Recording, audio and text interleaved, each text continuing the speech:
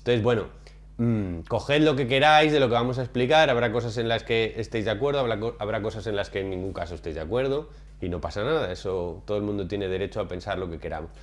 En muchísimos casos vamos a hablar de generalizaciones. Obviamente, si no categorizamos, es decir, si no generalizamos, pues no vamos a poder definir, porque estamos hablando de categorías muy generales, masculino, femenino, ¿no? Entonces, cuando digamos los hombres tal, las mujeres tal, ¿sí? No estamos refiriéndonos, por una parte no estamos refiriéndonos a todas las mujeres, por otra parte no estamos refiriéndonos a todos los hombres, obviamente todo esto va a cambiar, y sobre todo lo más importante es que cuando hablemos de masculino y femenino nos vamos a referir más que a un género, nos vamos a referir a una forma del ser. ¿Sí? El ser es masculino y femenino, en diferentes grados y en diferentes intensidades. La naturaleza en sí misma se diferencia en lo masculino y lo femenino, ¿sí? Y todos los grados intermedios, y todos los grados extremos por cada lado, ¿vale? Y cada ser tiene partes masculinas y partes femeninas. Entonces, cuando hablemos de lo masculino, nos estamos refiriendo más al lado masculino de la naturaleza o al lado masculino de cada uno, y cuando hablemos de lo femenino, nos estamos refiriendo al lado femenino de cada uno, ¿sí? No a las mujeres y no a los hombres, ¿sí? Porque hay hombres muy femeninos, mujeres muy masculinas, hombres muy masculinos y muy femeninos a la vez, mujeres muy masculinas y muy femeninas a la vez, diferentes géneros intercambiados, ¿sí? Entonces, no vamos a poner casillas fijas, sino que vamos a intentar que los conceptos sean bastante más abstractos, ¿sí? Hay cosas que son referencias biológicas, que no deberían ser así según patrones culturales, y hay cosas que son educativas, que están en contradicción con las tendencias biológicas. Entonces, en muchos casos, cuando hagamos categorizaciones, vamos a tener que definir si es una categorización biológica, es una categorización educativa o cultural, ¿sí?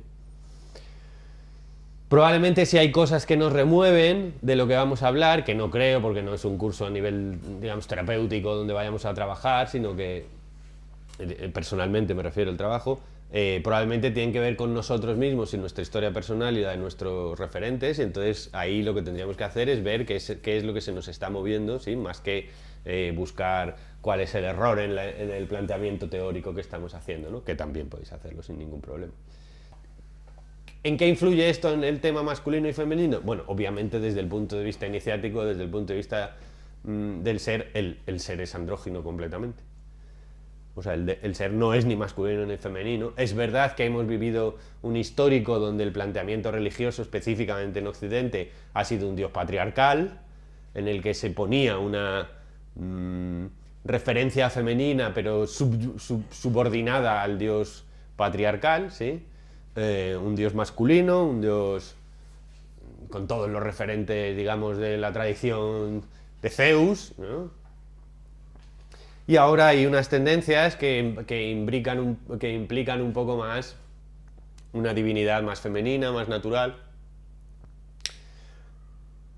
Bueno, ambas son dos referencias de la realidad, ¿no? En el mundo tántrico se diferencia también lo que es Shiva de lo que es Shakti. Shakti es la materia, Shiva es la conciencia. Son maneras de diferenciar un ser que es andrógino en sí mismo. Entonces nosotros, desde el punto de vista más iniciático, más profundo, somos hombres y mujeres, somos varones y hembras, somos masculino y femenino, porque obviamente es como si tú dices, la película El Señor de los Anillos, ¿es masculina o femenina? Y entonces dices, hombre, pues hay personajes de todo tipo. Pues sí, es andrógina, ¿sí? Nuestra realidad, dado que lo que yo soy desde el punto de vista espiritual es esta experiencia del presente que estamos viviendo ahora, ¿sí? O digamos el espacio que se llena con esta experiencia del presente, desde el punto de vista de la identidad espiritual, yo soy, y cada uno de vosotros, el espacio vacío en el que se manifiesta este presente, ¿sí?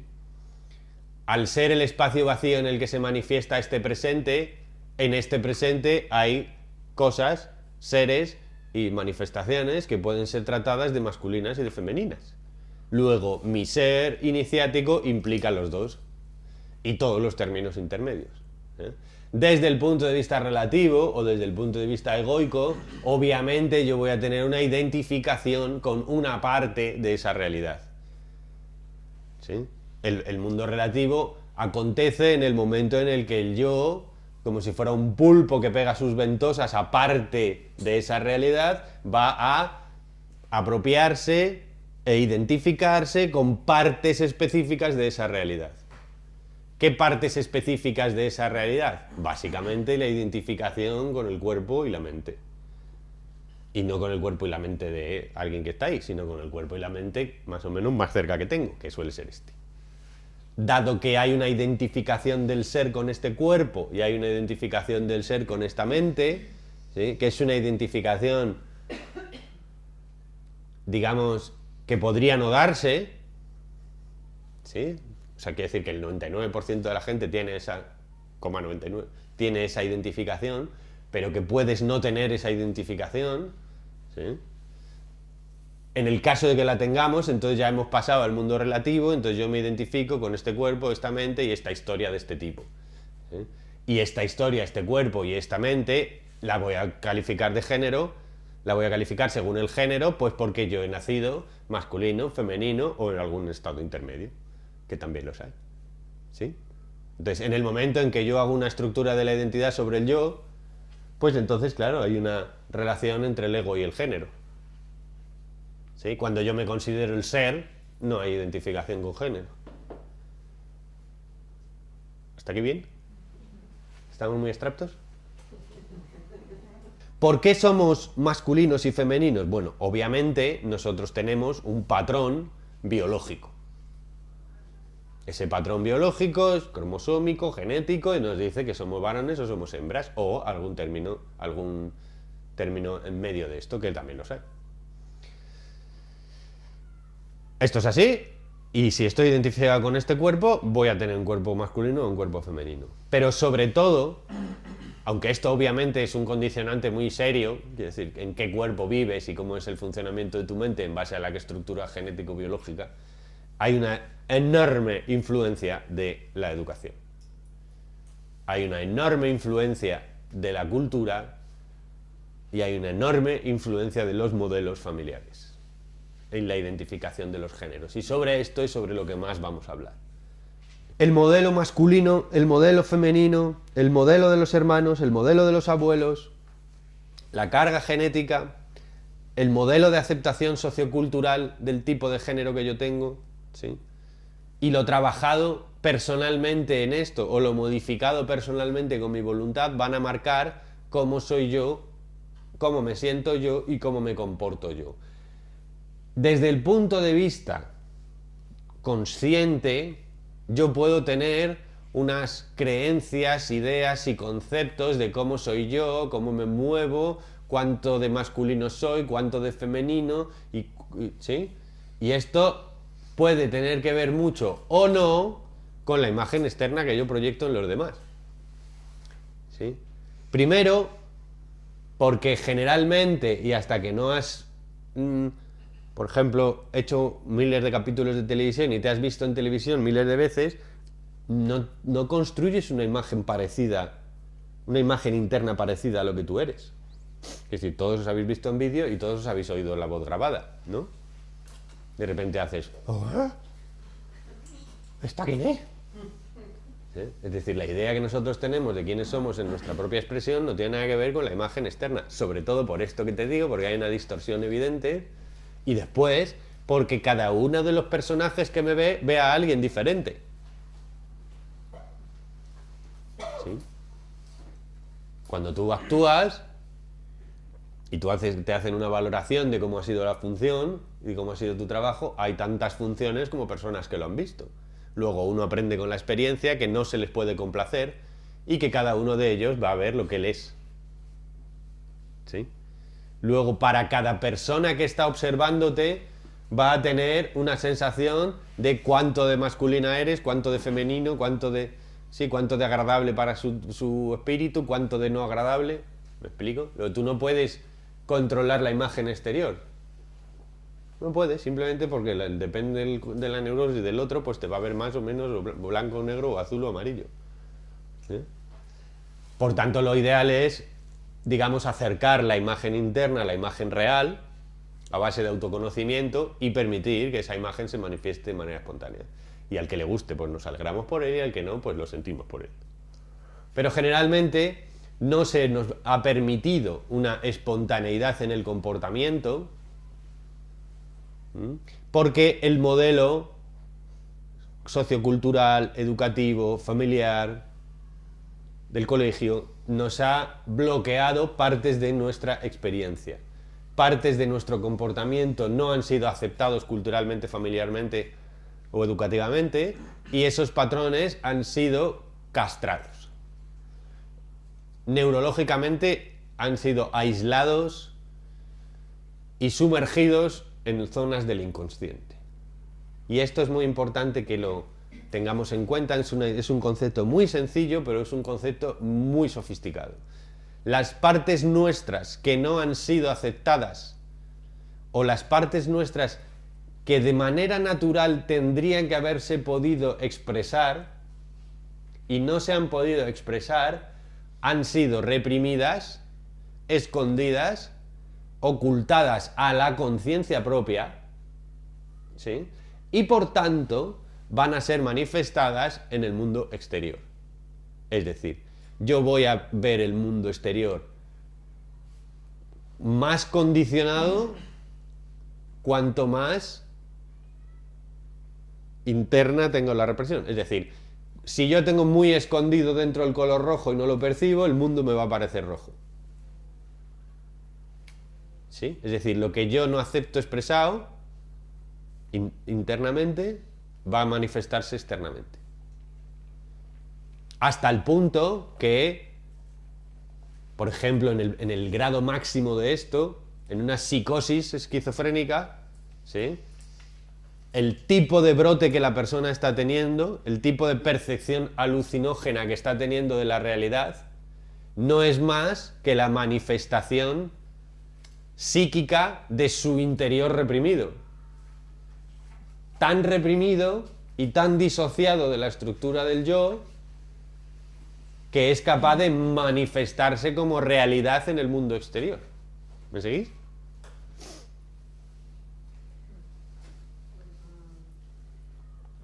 Has dicho más o menos que vemos el mundo tan condicionado como los condicionamientos que tengamos dentro. Como la represión de partes que son tuyas hayan sido escondidas y reprimidas. ¿Sí? Ir apuntando las preguntas si queréis y luego las vamos haciendo después. Por tanto, lo que nosotros somos de manera natural va a ser filtrado por la educación paterna, la educación cultural, la educación en el colegio. Una parte, la permitida, va a poder ser manifestada, ¿sí? La parte no permitida va a ser reprimida, en lo que llamamos la sombra o el yo inconsciente. Esa parte reprimida va a manifestarse como realidad exterior. ¿Sí? Es decir, si yo de pequeño iba paseando por la calle y me mordió un perrito cuando tenía 3 años, a mí me parece que todos los perritos son feos y peligrosos cuando soy mayor, aunque ni me acuerde de la experiencia aquella. No soporto a los perritos porque yo tengo una represión de un acontecimiento interno no consciente que me hace ver a todos los perritos como peligrosos. ¿Sí? Pues con el género igual. Además de haber reprimido una parte de mí, que se va a manifestar como la percepción que yo tengo del exterior, ¿sí? Y esto es muy importante, es una idea muy simple, pero muy, muy importante, que nos modifica completamente la percepción del mundo, ¿sí? De ahí la frase: no ves el mundo como es, sino como eres, ¿sí? Va a haber un modelo que yo no puedo alcanzar, o un modelo que se me ha idealizado. ¿Sí? Igual que hay partes de mí que yo no puedo expresar, ¿sí? El reverso de las partes que yo reprimo van a ser partes idealizadas, ya sea porque el modelo es ideal, ¿sí? Porque es, me gustaría ser como mi amigo Paco, que es tan masculino, o me gustaría ser como mi prima Maripili, que es tan sexy, ¿sí? Y yo no llego a este modelo, y entonces este modelo lo voy a idealizar, ¿sí? Este modelo lo voy a perseguir. Cuando yo persigo un modelo idealizado, ya sea de género o de comportamiento, va a haber dos tendencias, las dos motivadas por la búsqueda de la unión. Y esa búsqueda de la unión puede ser porque yo pretendo incorporar eso a mi identidad y entonces es como que me comporto como si yo fuera así y copio ese comportamiento, ¿sí? O si el ego cede a no poder incorporar ese comportamiento y se disocia de él, ¿sí? Es decir, lo considera no accesible, entonces el intento de unión va a ser amoroso o afectivo. Es decir, lo que yo no puedo ser yo, voy a intentar tenerlo como parte de mí, pero parte externa de mí. ¿Me seguís? Es decir, a mí no me pueden gustar... Vamos a ver, no nos la cojamos con papel de fumar aquí, ¿eh? A mí no me pueden gustar las mujeres mientras que no haya incorporado lo masculino en mí. ¿Sí? Es decir, yo necesito incorporar mi propia identidad para poderme ir hacia la otra identidad. La identidad busca completarse. Cuando es suficientemente masculina va a buscar lo femenino, cuando es suficiente femenina va a buscar lo masculino. Si no, no. Si no, va a intentar incorporar primero lo femenino. ¿Qué es lo que pasa? Pues que puede haber tendencias contrarias en la que por una parte yo intento como chica incorporar lo femenino en mí, pero otra parte de mí, por haber tenido modelos femeninos negativos, no quiere incorporar lo femenino en mí. Y entonces tengo dos partes diferenciadas y disociadas en mi inconsciente, una que quiere acercarme a lo femenino, otra que no quiere acercarme a lo femenino, y las dos se pelean entre ellas.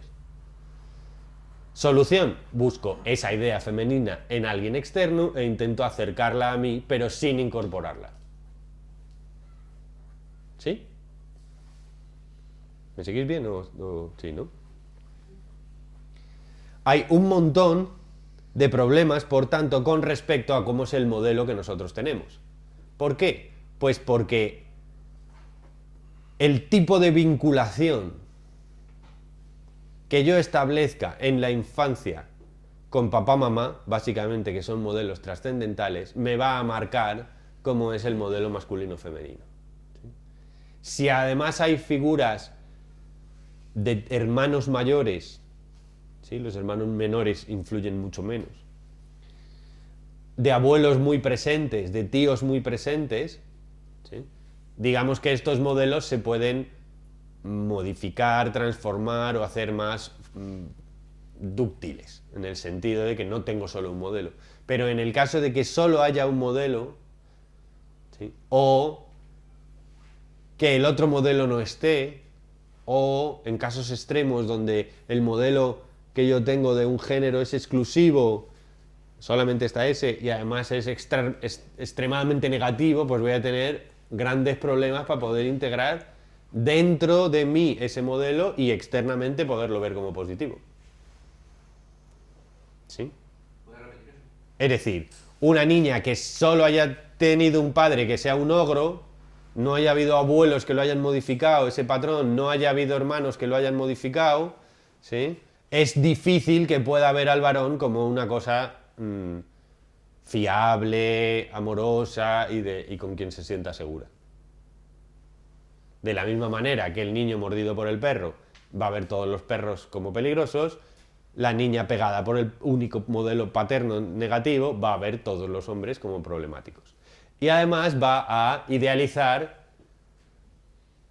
digamos, va a crear una idealización de lo masculino positivo y además ese masculino positivo va a ser inalcanzable para su modelo o para su forma de funcionar.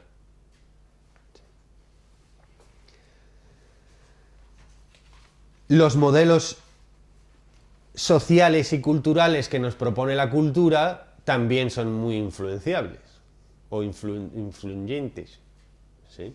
Porque, claro, antiguamente la señora Agapita en el pueblo lo único que tenía que hacer era ser limpia, hacendosa, una mujer de su casa, ir a misa y ya está. Y no tenía que tener más modelo que ese, y con ese estaba bien. Doña Agapita no se planteaba por las noches haciendo el puchero, y yo seré una loser.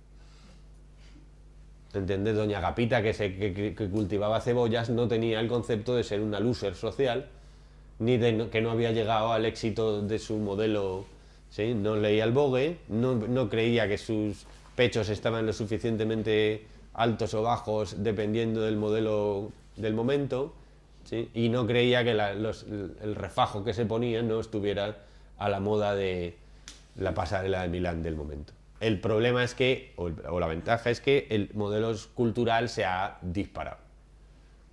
Y entonces pasa que las mujeres pues tienen un doble problema, que es verdad que es totalmente distinto del hombre. Es que decir, el problema de la mujer actual es que tiene que satisfacer dos imagos o dos modelos psíquicos. El modelo que generalmente ha satisfecho en base a la estructura del heteropatriarcado, que son roles que tienen que ver con cuánto soy o cómo soy para el varón, es decir, mi rol funciona en base a ser mujer de, madre de, hija de, o estar utilizada para los roles de la casa, ¿sí? Ser madre, ser hija, ser amante, ser cocinera, ser cuidadora. Este rol sigue existiendo, obviamente porque es biológico. Y cuando digo biológico y neurológico. La mujer tiene más capacidades cerebrales para el desarrollo, por ejemplo, del cuidado. Eso no quiere decir que el hombre no tenga esas capacidades, quiere decir que las tiene en un grado muy inferior. Con lo cual tiene que hacer un esfuerzo mucho mayor para poder realizarlas, porque no está, digamos, tan cualificado a nivel cerebral y a nivel hormonal como la mujer, ¿sí? Entonces la mujer tiene esta cualificación para lo biológico y además, al estar incorporándose en su libertad merecida a un mundo cultural masculino o tradicionalmente políticamente construido por los varones, ¿sí? Tiene que masculinizarse en la incorporación a la estructura masculina. Por ejemplo, ser una alta ejecutiva de una empresa de finanzas. Entonces, esta masculinización que se da tanto en el vestuario como en el comportamiento, como en la forma de ser, ¿sí? Es una castración de muchos de los aspectos femeninos en los que ella se tiene que incorporar a un mundo básicamente competitivo, donde lo importante es la jerarquía, donde el potencial ha de ser desarrollado en su máximo nivel y tiene que tener la capacidad de ser independiente, fuerte y poder eliminar los sistemas que le resulten peligrosos, básicamente masculino, masculino, masculino, masculino, masculino. Ella ha tenido que incorporar en lo masculino. Entonces tiene que satisfacer dos pulsiones, que es que tiene que ser la más masculina del mundo masculino y la más femenina del mundo femenino. Es decir, si solamente se dedica a satisfacer su pulsión en lo masculino y es una gran alta ejecutiva de gran éxito independiente que vive en una casa maravillosa y que pim pam pum pum, ¿sí? Va a tener un problema, digamos, de aceptación, entre comillas, sociocultural, cada vez menos, porque no está satisfaciendo su pulsión maternal, su pulsión femenina de cuidado. Entonces va a haber gente que, ¿y qué hija? ¿No quieres tener hijos? ¿Sí? ¿O qué pasa? ¿Te has quedado machucha? ¿No tienes un hombre que te...? ¿Sí? Claro. Y al revés, si decide esta mujer quedarse en su casa con sus niñitos y con su maridito y dedicarse a hacer patatas con chorizo, pues va a haber gente que le diga, ¡oh, qué poca realización tienes! Claro, porque te estás quedando en un mundo, ¿sí? Y entonces la mujer tiene ahora un síndrome de burnout, o sea, de que estar quemada porque el exceso tiene que acceder a todos los niveles de todos los modelos, ¿sí? Tiene que ser una mujer deseable y súper sexy para el varón y para que todas las demás vean lo sexy que es ella. Tiene que ser alegre y divertida y positiva, y si no, pues se toma alguna pastillita que hay un montón. Tiene que ser una exitosa profesional, competitiva y de una gran capacidad de potencial. Tiene que ser una madre abnegada que no comete errores y que tiene unos grandes conocimientos de pedagogía, mientras que es completamente amorosa, como los personajes de las series de televisión que siempre acaban con un abrazo y sí, hijo, te comprendo. Tiene que ser una amante lujuriosa, siempre capacitada para despertar en su infinita sexualidad el fuego de su varón, ¿sí? Tiene que ser una amiga divertida que quede con sus amigas a tomar cafés y hablar de cosas súper guays, en plan somos todas sexo en Nueva York y nos llevamos súper bien tía a tía y hacemos series, ¿sí? tiene que ser una espiritual y profunda y hacer yoga y ir al gimnasio y estar en forma y ser... No puede. No puede. Maripili no llega.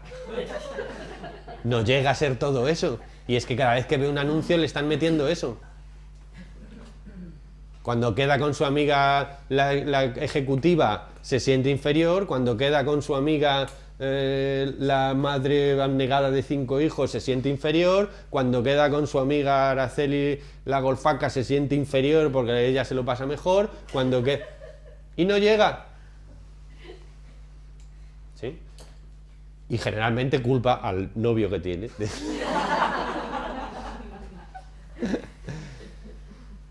El hombre lo tiene más fácil, digamos, en el modelo, aunque ahora mismo se ha quedado sin ubicación. Antes tenía clarísimo qué es lo que tenía que ser. No femenino. Ya está. El modelo ideal de lo masculino era no ser femenino. Así de sencillo. El modelo masculino actual tienes que ser independiente, ¿sí? Tienes que tener poder económico, poder intelectual, tienes que ser súper listo, tienes que ser súper fuerte, tienes que ser un gran deportista, tienes que tener dinero, tienes que ser un protector, tienes que ser sabio, tienes que ser heroico, tienes que ser santo, tienes que ser un gran amante. Este es el modelo masculino. Más o menos, no se ha modificado mucho, excepto en un concepto, que es el concepto de que por un lado la mujer le va a pedir al varón que siga teniendo las características del varón clásico, es decir, que sea fuerte, que se le dé protección, que le dé seguridad, ¿sí? que ella se pueda sentir de alguna manera hija de, en el sentido de sentirse protegida, valorada, ¿sí? Por este hombre admirativo, ¿sí? Y simultáneamente le va a pedir que funcione como hijo de ella y que haga de lo que ella quiere, se comporte como ella dice, haga en la casa lo que ella mande, sea súper expresivo, súper ilusionado, le cuente todo, ¿sí? Y entonces, claro, le da un mensaje doble, que es: quiero que seas un potro salvaje que yo no pueda domar, ¿sí? Pero quiero domarte y tenerte bajo mis pies. ¿Sí? La relación de pareja no es más que una manifestación de los diversos roles familiares. Nuestra pareja tiene que ser simultáneamente nuestra madre, nuestra amante, nuestra hija y nuestra hermana. Si yo soy mujer, le voy a pedir a mi pareja que sea, si estoy sana, mi papá, mi hijo, mi amante y mi hermano. ¿Qué implica que sea mi papá? Implica mi papá sano. Obviamente, si mi papá ha sido un modelo negativo completamente, no le voy a pedir que sea mi papá, le voy a pedir que sea como no mi papá. ¿Sí? Pero yo quiero que sea como mi papá en el sentido de que me proteja, me dé seguridad, me dé infraestructura, me dé... que yo pueda utilizar su poder esté dedicado a mí, y diga: oh, qué pedazo de tío. ¿Sí? Y a la vez le voy a pedir que sea como mi hermano y sea leal, compañero, compartido, estable, fiable, fraternal. Y a la vez le voy a pedir que sea un amante lujurioso, siempre encendido cada vez que me ve pasear por la cocina, ¿sí? Y respetuoso en esto, es decir... que si yo digo sí, él diga sí, si yo digo no, mire para otro lado, ipso facto. ¿Sí? Como debe ser. Y al revés también debería ser así. A ver, que se me ha cruzado el sexo y me he distraído. Que sea mi amante lujurioso y siempre dispuesto, ¿sí? Que sea mi hermano, que sea mi papá, y que sea mi hijo, y que sea un hombre tierno, que me cuenta sus cosas, que confía en mí, que me admira profundamente con una mirada devocional y que se abraza a mis brazos y, ¿sí? Como un niño dulce y maravilloso. Y esto es lo que... Esto es 50 sombras de Grey, quiere decir. ¿Por qué es un exitazo? Bueno, plantea a alguien con un extremado poder, es la idea de un potro salvaje, indomable, independiente, poderosísimo, ¿sí? Con todas las cualidades de lo masculino exacerbadas, y el trabajo consiste en domarlo y en sacar al niño interior. ¿Sí? Esta es la historia que funciona, porque implica ser la esclava de un amo sobre el que reino. Y la peli habla, o sea, toda la historia cuenta cómo llegar a reinar sobre el amo. Entonces es una fantasía que en lo femenino funciona. Igual que en lo masculino, yo le voy a pedir a mi novia que sea mi amante lujuriosa, siempre encendida cuando yo la motivo, pero que me diga de entrada que no para que parezca que la conquiste yo, y que su demanda nunca sea superior a la mía para que no me haga sentir mal. ¿Sí? ¿Sí o no? Ay, cómo se ríen los hombres. Que sea una niña dulce y cariñosa que me mira con ojos admirativos mientras piensa, oh, qué maravilla de papá eres. ¿Sí? Que haga de mi hija dulce y comprensiva, que busque la protección en mis fuertes brazos. ¿Sí? Después, que sea mi mamá y me cuide y me haga la comida y me comprenda y esté en tus brazos acogedores para aceptarme en todos mis menosprecios y en mis errores, y que ella me diga, no pasa nada, mi amor, yo sigo aquí y te querré eternamente y estos son mis pechos dispuestos para ti. ¿Sí? Y además que sea mi leal compañera, mi hermana, mi fraternal amiga y fiable pareja con la que yo puedo siempre confiar y jamás me traicione. ¿Veis? No le estamos pidiendo nada más que roles familiares a la pareja ideal. ¿Qué es lo que pasa? Que esto se va a alterar si los roles familiares que yo he tenido, si los modelos que yo he tenido ocupando estos roles son negativos. Es decir, si yo he tenido una mamá amorosa que me cuidaba bien y una tal, ¿sí? Entonces voy a pedirle esto, porque voy a querer que me repita lo positivo. El problema es cuando yo he tenido una madre invasiva que estaba siempre, ay, hijo, ¿dónde te vas? Déjame que no, mamita va a morirse si tú no te sales de la habitación. Y entonces, claro, que no se me acerque nadie que me diga, estate conmigo más rato del que yo quiero. ¿Sí? Porque yo tengo un conflicto con el modelo femenino. Entonces, ¿qué voy a buscar? Frívolas, lujuriosas, que en ningún caso quieran atraparme. Por ejemplo.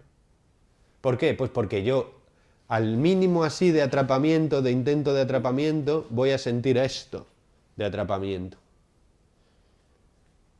Igual que el perrito no es peligroso, y yo voy a sentir un miedo así. Cuando el modelo paternal es un modelo ogro para una niña, y le gritaba y le metía miedo, ¿sí? Esta niña va a tener una sensación de inseguridad crónica, y cuando su novio le diga, anda Maripili, déjame en paz, la otra va a considerar que eso es maltrato. ¿Sí? También cabe la posibilidad de que se dé la simetría opuesta. Es decir, que claro, como está acostumbrada a que la traten tan mal, pues le aguanta casi cualquier cosa, porque no se da cuenta de lo que es un trato correcto.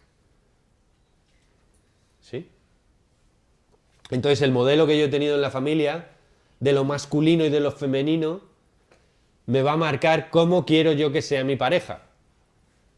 Pero antes de que me marque cómo quiero yo que sea mi pareja, me va a marcar cómo soy yo. Porque supongamos una relación sana, en la que hay un niño pequeñito, de 3 años, que mira con una mirada admirativa y maravillosa a su mamá diosa, perfecta desde la mirada infantil. Todas las madres son así, aunque le queme cigarrillos en la piel. A mi mamá diosa perfecta, ¿sí? Y mi mamá diosa perfecta, esto estamos hablando de una situación ideal, ¿eh? Que no se da. Me mira con un amor entregado y con una alegría pasmosa que me hace sentirme a mí una joyita digna de ser exhibida. Porque claro, si mi mamá me mira con desprecio y decepción, pues obviamente voy a tener un trastorno de inferioridad. No porque yo sea inferior, sino porque me han mirado mal. Vale, pero supongamos que la mamá me mira bien y que es una mujer alegre de ser madre y que quiere mucho al nene. ¿Vale? El nene ve que la mamá le mira a él con mucho amor, pero ve que la mamá mira a este señor con una mirada distinta de la mía. Una mirada de admiración profunda y de sutil lujuria en el fondo. Y entonces yo digo, pues yo quiero ser como ese, para que mi mamá me mire así. Y entonces me empiezo a parecer a mi papá. Mi papá, viendo cómo yo intento parecerme a él, se siente realizado como varón, ¿sí? Y entonces me acoge a su lado y me da motivación, positividad y me hace sentirme uno con él. Y este es un Edipo maravilloso que no se da nunca. ¿Sí? Primero porque la madre no quiere al padre, la madre mira mal al padre, entonces el niño dice yo no quiero ser como, yo no quiero tener esa mirada, luego voy a ser al revés que el padre. Al intentar ser al revés que el padre, digamos que el padre ve que el niño es lo que él no quiere ser o lo que no se permite ser o lo que no puede ser, con lo cual va a maltratar, entre comillas, al niño o sin comillas. ¿Sí? El niño no va a poder integrar al padre, va a huir del padre y va a intentar ser lo opuesto al padre y entonces va a coger el modelo y va a parecerse a la madre, por ejemplo. ¿Sí? Si la madre no quiere al niño, pero el padre quiere a la madre, ¿sí? Entonces el niño va a decir que para que la madre me quiera voy a tener que ser como mi padre, ¿sí? Pero guardándole un rencor eterno a lo femenino. Con lo cual de mayor seré un maltratado. ¿Sí? Y a partir de ahí hacemos un montón de combinaciones dependiendo de cómo es el modelo materno, cómo es el modelo paterno, cómo es ese modelo para mí, si yo lo puedo vincular bien, si yo me siento unido a ese modelo, entonces lo copio. Si yo no me siento unido a ese modelo, entonces copio el inverso de eso. Puedo copiar la simetría de la característica del padre, es decir, si mi padre era muy fuerte y con esa fuerza me hacía sentir a mí muy bien y me transmitió su fuerza y yo copié su fuerza, pues entonces los dos somos fuertes. Pero si la fuerza de mi padre la utilizaba para pegar a mi madre y para pegarme a mí, entonces yo puedo hacer dos cosas. Uno, quiero ser más fuerte que mi padre y entonces me hago súper agresivo, o rechazo totalmente la fuerza como un concepto negativo para mi personalidad y entonces evito cualquier concepto que tenga que ver con la fuerza en mi personalidad y entonces soy un flojito, un hombre blandengue, como decía el Fari. ¿Y qué define que yo sea blandengue o fuertecito? Pues el modelo. ¿Cuáles son estas simetrías que a mí me hacen ser de una manera o de otra? Si yo vinculo con el papá, es decir, si la relación es positiva, si él y yo hemos funcionado como uno, estoy hablando de un niño varón, por ejemplo, si yo vinculo con el papá, entonces voy a copiar al papá en todas sus cualidades positivas. Si yo no vinculo con el papá, entonces voy a copiar la opuesta a la característica que odio del padre. ¿Sí? Si mi papá es un maltratador, yo no voy a ser esto. Si mi papá habla mucho y está todo el rato siendo ridículo porque cada vez que abre la boca mete la pata y todo el rato habla, pues yo voy a ser súper callado y súper hermético. ¿Sí? Si no vinculo, esto es una de las características. Hay otras 8. O sea que puede ser que se dé esta, pero te se dé la contraria, entonces hago una variación de esta ley. Si yo no vinculo con el padre, cabe la posibilidad de que copie la figura materna. ¿Sí? Y entonces, obviamente, a no ser que la mamá sea muy masculina, que también se puede dar, yo voy a copiar cualidades femeninas. Y entonces voy a afeminarme. Porque no hay vinculación paterna. ¿Sí? Si yo veo que mi progenitor, o sea, que mi papá es un hombre feliz con lo que hace, y esto tiene muchísima influencia, yo voy a intentar ser como él es, porque él es feliz siendo así. ¿Sí? Pero si yo veo que mi papá no es feliz como él es, y eso no me lo tiene que contar, lo veo, entonces voy a copiar lo contrario de lo que él es porque yo no quiero ser así. Es decir, si mi papá es un hombre trabajador que se levanta por las mañanas cantando, encantado de ir a la oficina, y vuelve a casa contándonos las maravillas del esfuerzo que ha realizado, pues yo voy a decir, ser trabajador es guay. Porque mi papá es súper feliz y yo quiero ser como mi papá. Pero si mi papá se levanta renegando de malditos hijos de puta, ya tengo que ir otra vez a trabajar, cabrones, ¿sí? Este niño luego dice que el niño me ha salido un vago. Coño, claro. Claro. Si el papá va a cazar leones y vuelve cada día sin un dedo, pues no iré a cazar leones.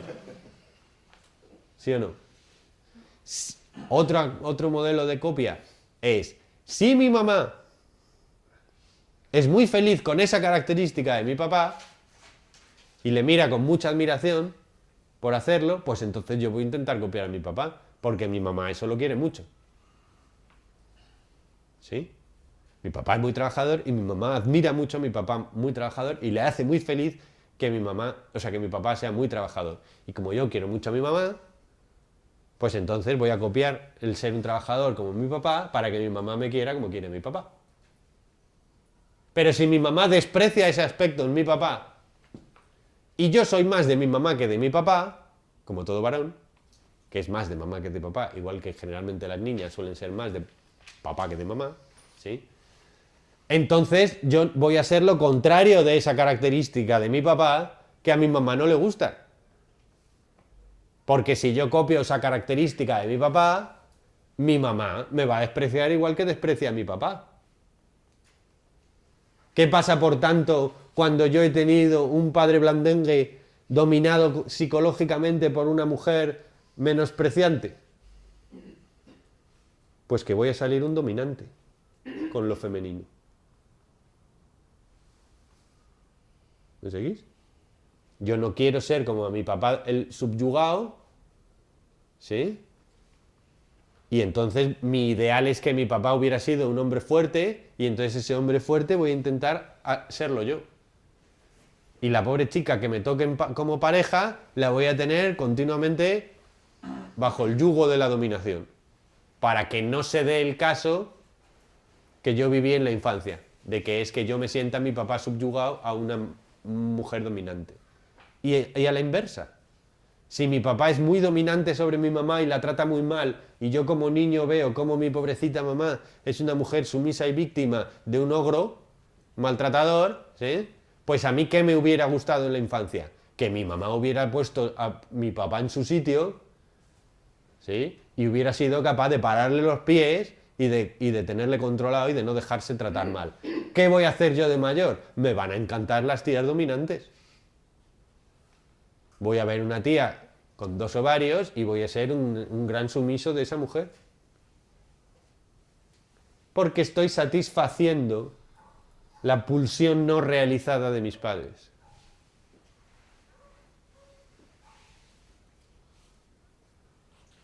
Entonces, la comprensión del tipo de relación que mis padres tienen entre ellos y la comprensión del tipo de relación que yo he tenido con mi papá y con mi mamá me marcan qué cualidades de lo masculino y de lo femenino yo he podido adquirir, qué cualidades de lo masculino y de lo femenino yo he podido rechazar y qué cualidades de lo masculino y de lo femenino busco idealizadamente adquirir, ya sea internamente o en el modelo exterior.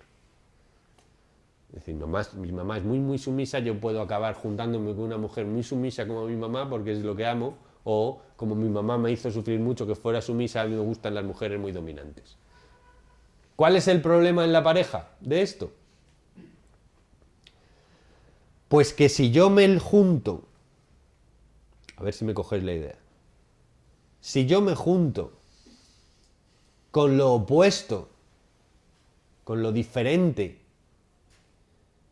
de lo que supongo que soy una niña, ¿vale? Soy una niña y he tenido un papá dominante que ha maltratado a mi mamá.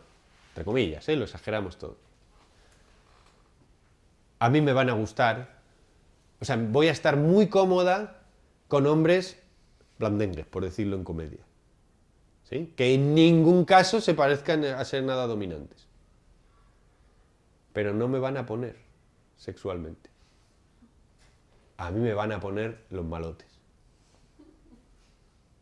¿Sí? Entonces tengo que elegir entre una vida cómoda y fraternal o una vida pasional con conflictos psicológicos y con grandes peleas y sexo estupendo. ¿Por qué? Porque la relación edípica, la relación con el progenitor del sexo opuesto marca lo que es el amor. Marca lo que es el amor. La relación con el progenitor opuesto. En general hay casos que no es así. ¿Sí? Otra característica por la que yo voy a coger una cualidad o no es en base a cuánto mi papá me da atención cualificada, atención de calidad, con respecto a una característica que él quiere que yo desarrolle. ¿Sí? Mi papá básicamente no va a querer que sea lo que él no quiere ser, ¿sí? Y va a querer que sea lo que él no pudo ser. Y va a querer que sea lo que a él le gusta ser. ¿Sí? Y esto, cuanto más neurótico es el padre, más problemas crea. Porque si el padre cree que los hombres deben ser callados, y él es callado, cada vez que el niño hable le va a reprimir. Y el niño no tiene opciones. Tiene que elegir entre callarse y tener el amor del padre, ¿sí? O no callarse y no vincular con el padre.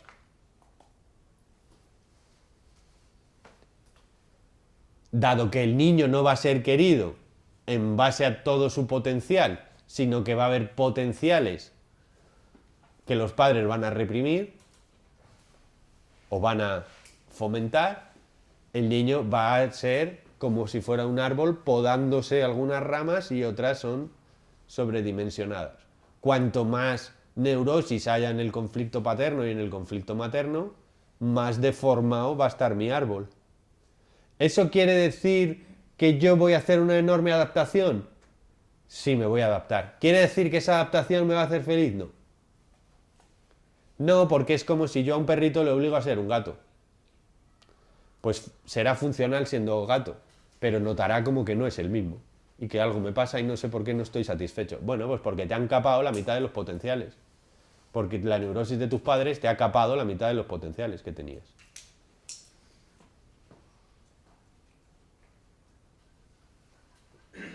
En el caso de que ellos no sean unos yogis iluminados que son perfectamente capaces de tener un equilibrio extraordinario entre la permisividad y los límites. ¿Sí? Luego, si yo puedo llegar a tener que hacer un modelo compensatorio de lo que ellos no son también. Es decir, dado que mi mamá, soy una niña que ve que su mamá pobrecita nunca tuvo estudios y se ha sentido siempre muy inferior intelectualmente al resto de las vecinas, ¿sí? Pues la niña va a hacer una idealización de lo cultural y entonces va a ser un ratón de biblioteca. Porque está compensando el déficit paterno o materno.